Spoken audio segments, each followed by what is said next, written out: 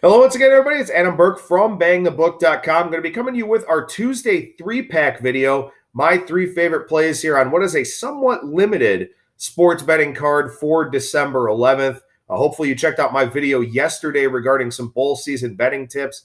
Obviously, that one has a lot more shelf life than this one is going to. So check that out periodically here throughout the week. Give yourself a little bit of a refresher. I talked about some bowl spots that may provide some advantages for some teams, may provide some betting advantages as well. But again, like I talked about with the bowl season, you want to handicap the total package. And that's what we're doing over at bangthebook.com right now. We've got all 39 bowl games previewed. Of course, we'll do a preview for the national championship game once we know who's going to be playing in that. But all 39 FBS bowl games previewed over at bangthebook.com. Our phenomenal cast of writers turning those around in very quick order. So go take a look at those, peruse those. Maybe there'll be some betting thoughts and some betting angles that maybe you hadn't considered yet. Maybe there'll be something that they missed, and it'll be something that puts you on the other side of their pick. Whatever the case may be, information is everything. Knowledge truly is power. So head on over to bangthebook.com. Check out those bowl previews that we've got. While you're there, also take a look at Parker Michaels' daily NHL picks. He's absolutely killing it this season. Been very, very good in pucks. Great guy, too. So at Creature, Kreatture on Twitter, and then every day over at bangthebook.com with that daily NHL article. My NHL and NBA situational betting articles will be a big help for you, as well as Kyle Hunter's college basketball situational betting article. He joins us every Monday on Bang the Book Radio. If you missed that segment, make sure you check that one out.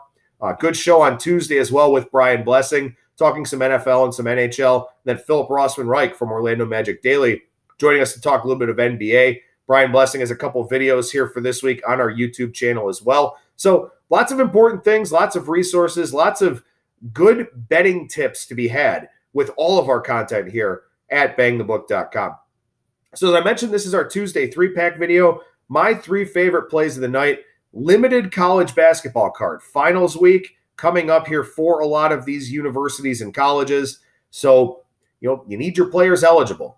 And I talked about this on Monday's show. If you haven't, or on Monday's video, if you haven't done a whole lot from a college basketball standpoint yet, now is a very good time to do it because you don't have a lot of games to handicap. You can get a better idea of what some of these teams are working with here while we've got a little bit of downtime in the college basketball betting world. But in any event, one thing that it does do with the light college basketball card is that it doesn't give us a whole lot of options tonight in the sports betting world. Only 3 NBA games, I think about 15 or so college basketball games, and a lot of those added games to the board as well. And then a full slate in the National Hockey League. So again, make sure you check out Parker Michaels because he's on top of things there. But I will have an NHL play for you here in our Thursday three-pack. We'll go ahead and start, though, in the National Basketball Association with number 531 in the rotation order. That's the Portland Trailblazers. They're plus 6.5 here tonight against the Houston Rockets. Now, I gave some more in-depth and detailed thoughts over at bangthebook.com in the How to Bet NBA prediction piece that I did for this game, but I do like the Portland Trailblazers tonight getting the 6.5 points. One of the things that's really interesting about this line here tonight, and really all of the Rockets lines that we've seen lately, is that there's kind of a disconnect out there in the marketplace between the odds makers and what's really going on with this Houston team. And one of the problems is when you have a Houston team with this much talent, with this many athletes, with a really high ceiling and a high potential, you have to respect that. But at the same time, the Rockets are not playing like that team right now. So again, perception and reality may be a little bit off with this team right now. So I will take the Portland Trailblazers tonight plus the 6.5. If I get beaten on this game, I get beaten on this game. It is what it is. Sometimes you're just going to get beaten because really when you think about handicapping, you're taking all of the information that you have in front of you and making the most informed wager possible. And one of the big reasons why the best in the world are 55, 56% at this is because variance happens, things happen that maybe you couldn't account for or something like that. In this game tonight, if the Houston Rockets decide to start playing defense, I couldn't really account for that because they haven't played defense all season long. You look at this Rockets team here, and one of the biggest disadvantages they have in this game tonight is that they do not rebound well on the defensive end. Clint Capella is having a decent year from a rebounding standpoint, but about 40 to 45% of his rebounds this season are offensive rebounds. So this is a guy that's doing very well with second chance points, not doing as well down there on the defensive end. About 12 rebounds a game, 7 of them here coming on the defensive end, 5 of them coming on the offensive end. So Capella is not really doing a great job cleaning the defensive glass. Portland does a fantastic job with offensive rebounding. When you think about the offensive 4 factors as listed at basketball-reference.com, Portland, from an offensive rebounding standpoint, 3rd in the league, and that's 3rd in percentage of estimated rebounds that a team should get. Houston, 3rd from the bottom in defensive rebounding. So Portland should get some easy second chance points here tonight. If their shots aren't falling, that would certainly be a good benefit for them. And like I said, the Rockets, if they're going to play defense tonight, or if they're going to go out there and score 130 points and cover the number, so be it. But right now, this is not a Houston team I would be comfortable laying big numbers with. They just don't play well enough defensively. And also, too, they're playing at a very slow pace this year. Per Basketball Reference, they have the 2nd slowest pace in the NBA this season. If you're not going to defend and you're going to play at a slow pace, makes it very, very hard for you to create margin. So I'll take the Portland Trailblazers tonight here, plus 6.5 in the NBA. We transition over to the college basketball side of things now.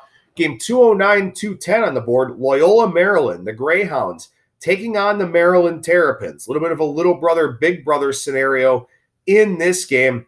Not looking at the side, though, for this one. Looking at the total, game 209-210. Looking at under 142 for this one. Loyola, 223rd in the country in pace per Ken Pom. Maryland, 215th.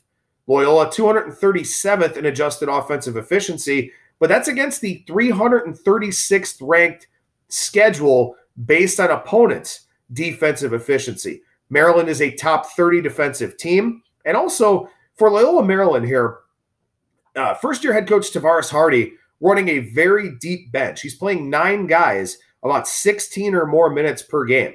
So you talk about a Loyola team that plays in a smaller conference in the Patriot League. You talk about a Loyola team that isn't accustomed to playing in a lot of big venues. Now they're going to a big venue here to take on Maryland.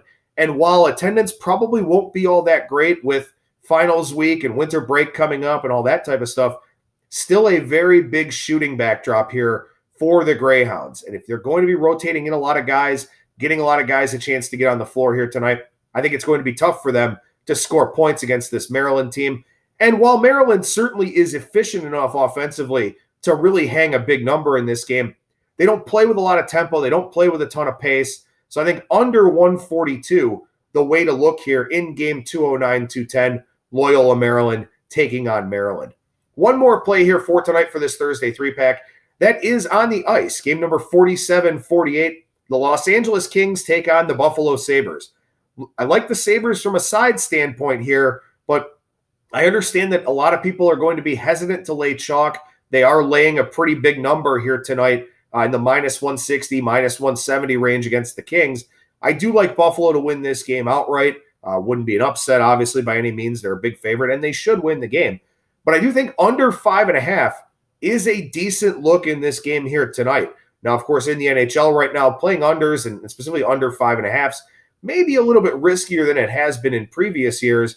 But you look at the Los Angeles Kings here tonight. It's a back-to-back with travel in the Eastern time zone. It's the first time that the Kings have been in the Eastern time zone since mid-October.